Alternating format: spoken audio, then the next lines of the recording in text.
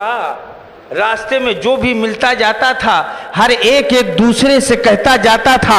आज जब मैं सुबह सुबह सवेरे सो करके उठा हूँ और जब उठ करके मैंने थोड़ा सा घूमा हूँ तो आज मैं जो खुशबू देख रहा हूँ, आज जो मैं उजाला देख रहा हूँ, आज जो चमक देख रहा हूँ, इससे पहले न कोई चमक देखी है, इससे पहले न कोई ऐसा उजाला देखा है, न ऐसी खुशबू देखी है। तो मुझे कह ले दिया जाए मेरे आका की वो जात थी कि पैदा मक्के में हो रहे थे, उजाला दुनिया में फैल रहा था, पैदा मक्के में हो रहे थे, रोशनी जमाने में फैल रही थी।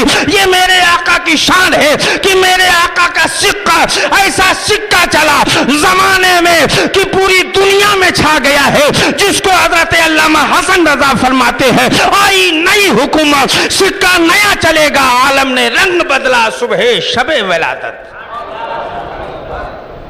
पुरनूर है जमाना सुबह शबे विलादत तार शुड़ा फरेरा।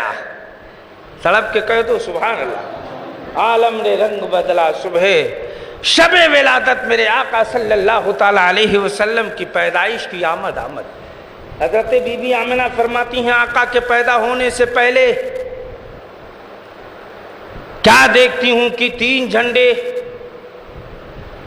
हजरत जिब्रील अपने हाथों में लिए हैं, एक झंडा मशरिक में और एक मगरिब में और एक काबे की छत पर नस्ब करते हैं। तड़प के कह दो सुभान अल्लाह। इसका मतलब क्या है पता ये चला, आज जिस सूबे में देखिए, जिस इलाके में देखिए जिसकी पार्टी हुआ करती है, जिसकी हुकूमत हुआ करती है, उसी का परचम लहराता है। जिस मुल्क में जिसकी हुकूमत होती है उसका परचम गाड़ा जाता है। मेरे आका की वो शान थी, परवरदिगारे आलम ने दुनिया वालों को बता दिया है कि मशरिक से लेकर के मगरिब तक और मगरिब से लेकर के मशरिक तक, जुमाल से जुनूब से लेकर के शुमाल तक और शुमाल से लेकर के जुनूब तक, पूरी दुनिया के अंदर अगर किसकी हुकूमत होगी तो वो मोहम्मद अरबी की हुकूमत होगी। अगर हुकूमत होगी किसी की तो आमिना के लाल की हुकूमत।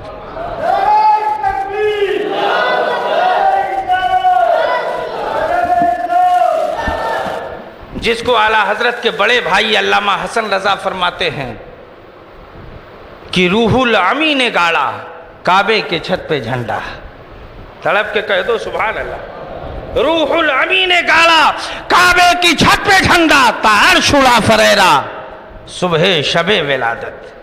मेरे आका सल्लल्लाहु अलैहि वसल्लम जब दुनिया में तशरीफ लाते हैं सर को सजदे में रखते हैं।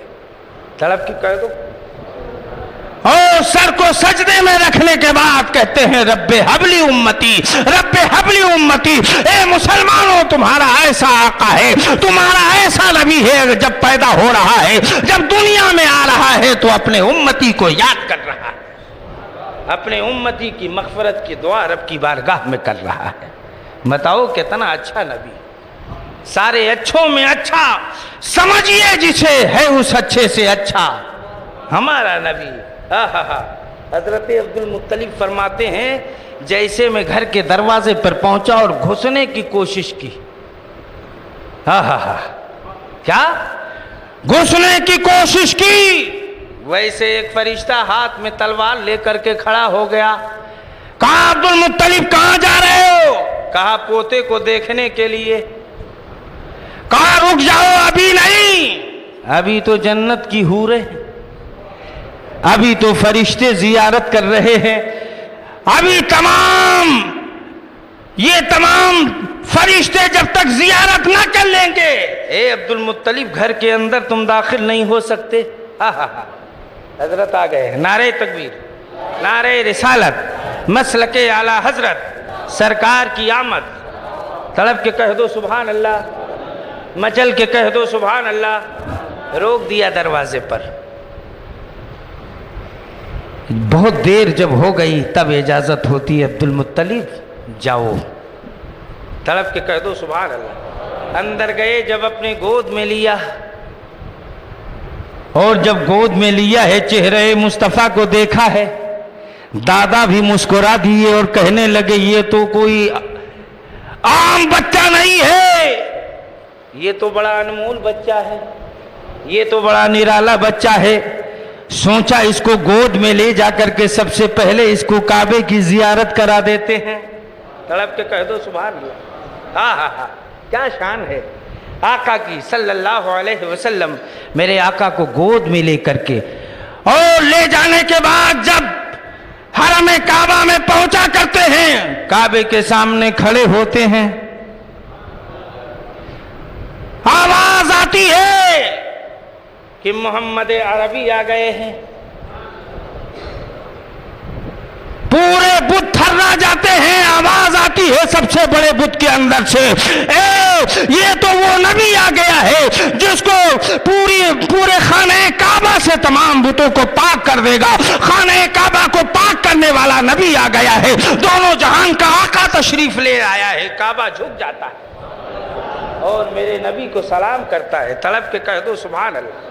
میرے نبی کی وہ شان ہے, میرے نبی کی وہ عظمت ہے کہ میرے آقا صلی اللہ علیہ وسلم کا آنا بھی ایسا آنا. تڑپ کے کہہ دو سبحان اللہ, مچل کے کہہ دو سبحان اللہ.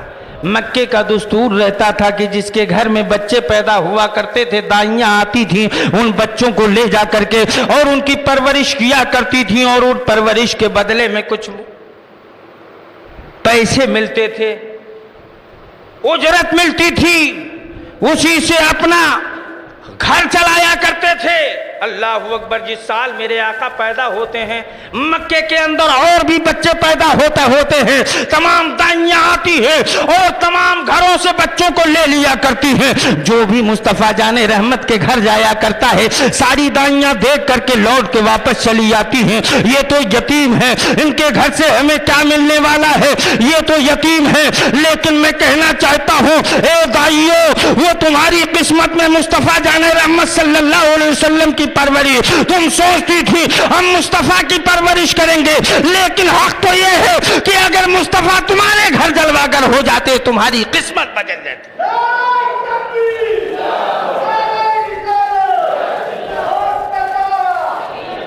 میرے آقا تو کسی اور کے حصے میں تھے. سب سے پیچھے دائیوں میں آنے والی حضرت بی بی حلیمہ سعدیہ, جن کی اونٹنی بڑی نحیف و ناتواں کمزور تھی, سب سے پیچھے مکے میں آیا کرتی ہے. اور آنے کے بعد کیا پتہ لگتا ہے اب تو کسی کے گھر میں بچہ نہیں بچا. اکبر. حضرت بی بی حلیمہ سعدیہ مصطفیٰ جان رحمت کے گھر جب جایا کرتی ہیں, اور جب بی بی آمنہ سے پوچھتی ہیں دکھاؤ وہ بچہ کہاں ہے جسے تم دینا چاہتی ہو, حضرت بی بی حلیمہ سعدیہ نے جب مصطفیٰ کا چہرہ دیکھا ہے تو حلیمہ نے مسکرا دیا ہے اور مصطفیٰ نے مسکرا دیا ہے, اور یوں مسکرائے جان سی کلیوں میں پڑ گئی, یوں لب کشا ہوئے کہ گلستہ بنا دیا. اپنے شوہر سے کہا اب مکے کے اندر کوئی بچہ بچا بھی نہیں ہے, اب چلو یہ آمنہ کے لال کو لے کر کے چلتے ہیں, چلو عبد المطلب کے پوتے کو لے کر کے چلتے ہیں. سبحان اللہ سبحان اللہ. میرے آقا کی شان دیکھو. حضرت بی بی حلیمہ سعدیہ نے لیا ہے اور لینے کے بعد اپنی اونٹنی پر بیٹھا کرتی ہیں, اور جب بیٹھتی ہیں تو مصطفیٰ جان رحمت صلی اللہ علیہ وسلم کو پیچھے بٹھالا کرتی ہیں. اب وہ اونٹنی چلتی نہیں ہے, آگے بڑھتی نہیں ہے. حضرت بی بی حلیمہ سعدیہ فرماتی ہے آخرکار وجہ کیا ہے, اپنے شوہر سے فرماتی ہے اللہ اکبر. لیکن جب آقا کو آگے بٹھالا کرتی ہے وہی اونٹنی چل دیا کرتی ہے, وہی دوڑنے لگتی ہے, وہی تیز رفتار ہو جایا کرتی ہے. مجھے کہہ لینے دیا جائے جو کمزور تھی, کئی دن سے چارہ نہیں کھاتی تھی, کھائی تھی جو پریشان تھی, لیکن آقا کا بیٹھنا ہوا اس کی پیٹھ پر, اس کے اندر جان میں جان آ گئی ہے, قوت پیدا ہو گئی ہے, طاقت پیدا ہو گئی ہے. میں پوچھنا چاہتا ہوں جب مصطفیٰ کے بیٹھنے کا یہ عالم ہے تو مصطفیٰ کے سراپا ذات کا عالم کیا ہوگا. تڑپ کے کہہ دو سبحان اللہ. ارے جس اونٹنی پہ بیٹھ جائیں اس اونٹنی کی قسمت بدل جائے, اور جس کے گھر میں مصطفیٰ جلواگر ہو جائیں اس گھر کا عالم کیا ہوگا. تڑپ کے کہہ دو کون آقا.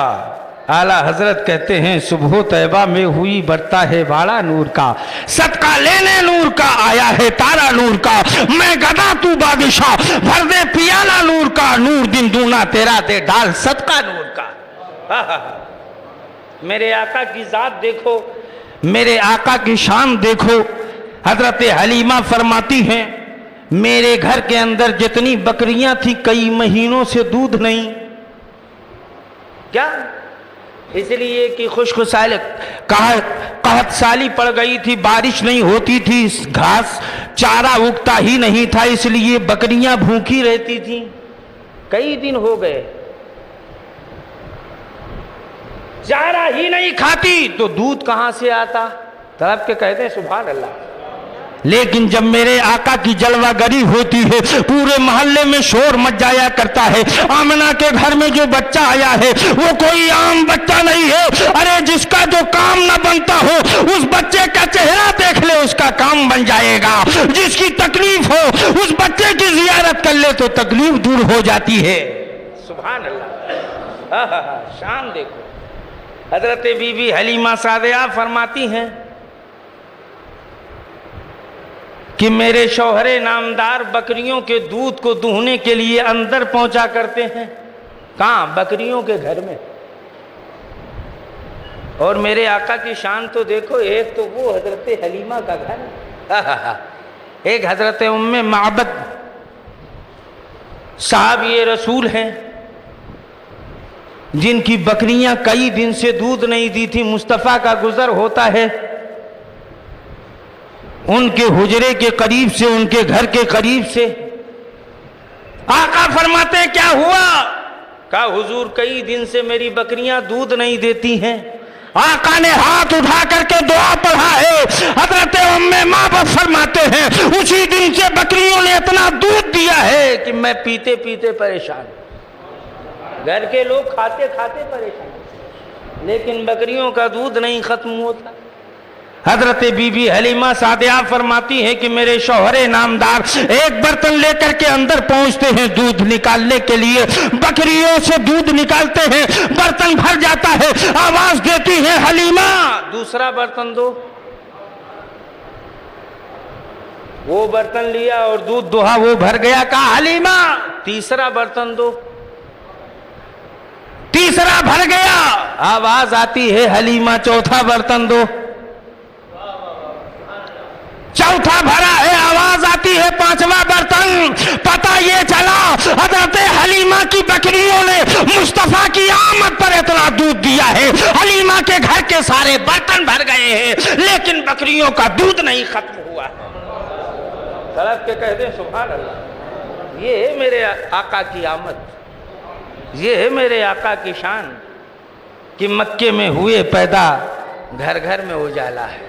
سرکار کی آمد کا انداز نرالا ہے. میرے آقا کی وہ شان ہے کہ اعلیٰ حضرت فرماتے ہیں جن کے طلبوں کا دھون ہے آب حیات ہے وہ جانے مسیحا ہمارا نبی. میرا نبی وہ شان والا ہے، وہ شوکت والا ہے. حلیمہ فرماتی ہے جب میرے محلے کے لوگ، جب میرے گاؤں کے لوگ بیمار ہوتے تھے تو وہ کہیں ڈاکٹر کے پاس نہیں جاتے تھے، کسی طبیب کے پاس نہیں جاتے تھے اور نہ کسی اور کے پاس جاتے تھے، حلیمہ کے گھر آتے تھے. حلیمہ پاؤں کا دھون دے دو، میرا بچہ بیمار ہو گیا ہے، میرا باپ بیمار ہو گیا ہے، میری ماں بیمار ہو گئی ہے. پتہ یہ چلا مصطفیٰ کے پاؤں کا دھون پیتے جاؤ شفا ملتا جائے. جن کے تلووں کا دھون ہے آب حیات ہے وہ جانے مسیحا ہمارا نبی. لہذا عقیدہ ہمارا اور آپ کا ایسا ہونا چاہیے، ایمان ایسا ہونا چاہیے، زندگی ایسی گزرنی چاہیے کہ جب ہم جئیں دنیا کے اندر، جب ہم چلیں دنیا کے اندر تو لوگ ہمیں ایسا مسلمان کہیں کہ یہ تو غلام علی جا رہا ہے، یہ غلام نبی جا رہا ہے. جب وہ زندگی ہوگی تو قسم خدا کی دنیا بھی اچھی ہوگی اور جب قبر میں جاؤ گے مصطفیٰ کا جب جلوہ نظر آئے گا تو ہمارے اور آپ کی زبان پہ یہ ہوگا کعبے کے بدل الدجا تم پہ کروڑوں درود، طیبہ کے شمس الدہا تم پہ کروڑوں درود. کام وہ لے لیجئے تم کو جو راضی کرے، ٹھیک ہو نام رضا تم پہ کروڑوں درود.